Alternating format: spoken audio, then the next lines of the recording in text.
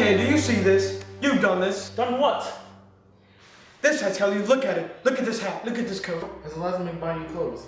Eliza, not she, not half. Why would she buy me clothes? Good morning, Mr. Dillett. So why don't you sit down? Asking your pardon, ma'am. Thank you. I am that full of what has happened to me, I can't think of anything else. What the difference has happened to you?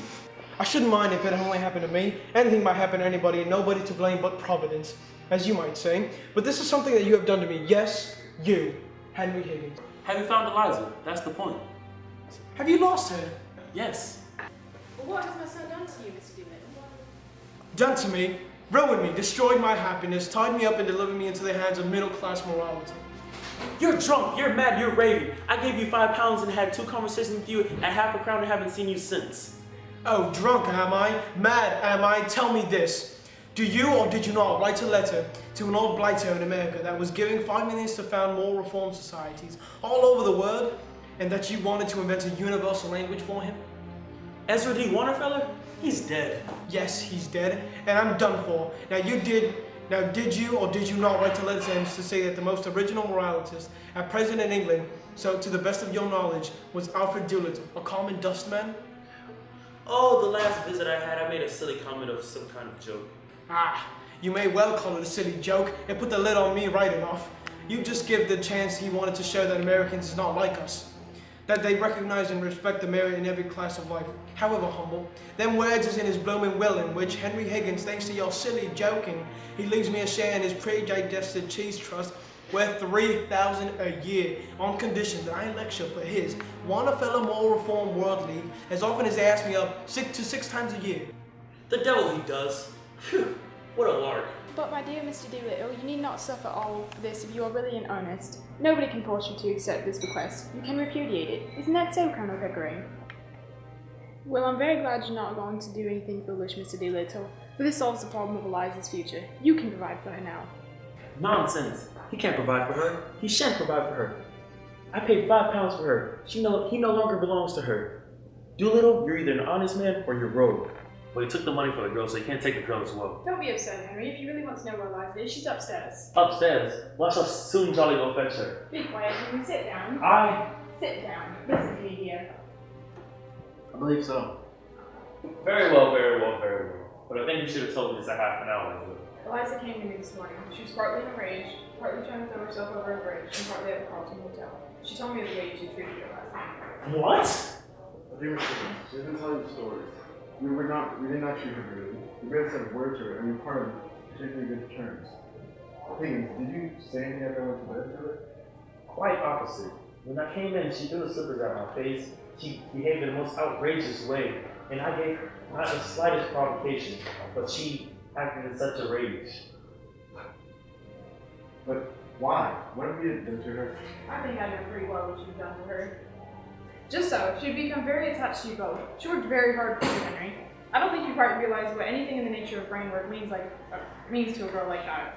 Well, it seems that when the great day of trial came, and she did this wonderful thing for you without making a single mistake, you two sat there and never said a single word about it. But talked together how glad you were that it was all over and how you had been bored with the whole thing. And then you were surprised because she threw her slippers at you? I should have thrown the fire irons at you. We said nothing of the sort. We only spoke of how we were tired and ready to go to bed. Did we not think? That was all. Well, you didn't thank her, or pet her, or admire her, or tell her how splendid she was.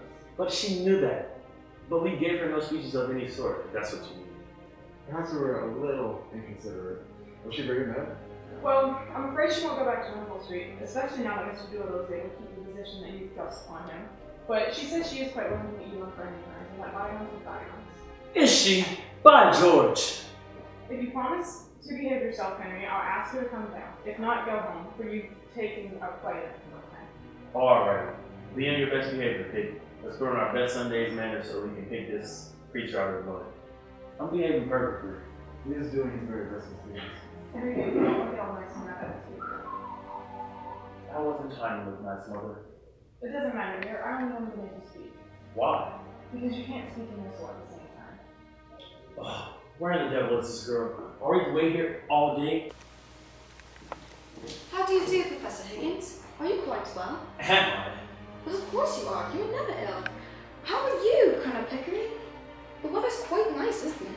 Don't you play that game on me. I taught you that game. It doesn't take a toll on me. Come home and don't be a fool. Very nicely put, indeed, Henry. No woman can resist such an offer. Let her alone, Mother. You'll soon find out that there is an idea in her mind that I haven't put there, or a word in her mouth that I haven't put there. I turned this garbage from squash cabbage leaf to a fine lady, and now she pretends to play fine lady on me.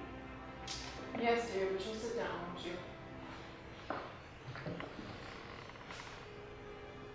Will you drop me now, kind of figuring that the experiment's over? Oh no, you shouldn't think of it as an experiment. That shocked me somehow. But I'm only a squash cabbage leaf. No, But I owe so much that I should be very unhappy if you forgot me. that's so very kind of you to say. It's not because you paid for my dresses. I know you were generous to everybody with money, but it was from you that I learned really nice manners. And that was what makes one a lady, isn't it?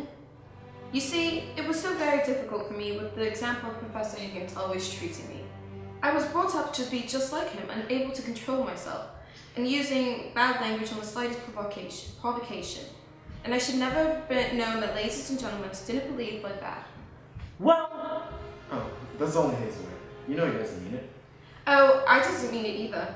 When I was a flower girl, it was only my way. But you see, I did it, and that's what makes a difference after all. Still, Mr. Higgins, he taught you how to speak. I couldn't have done that anyway. Of course, that is his profession. damnation. It was just like learning to dance in the fashionable way. There was nothing more than that of it. But, you know, what began my real education? What? You're calling me Miss Doolittle. That day when I first came to Wimpole Street, that was the beginning of self-respect for me. And there were 100 little things you never noticed because they came naturally to you. Things about standing up and taking off your hat and opening doors.